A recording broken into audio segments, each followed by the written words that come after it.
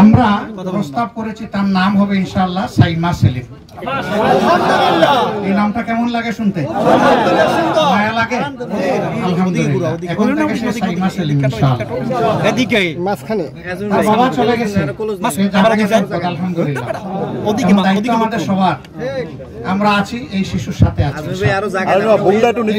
বড় হওয়া পর্যন্ত আমরা তার সাথে থাকবো, এরপরেও তাকে ছেড়ে দিব না ইনশাআল্লাহ।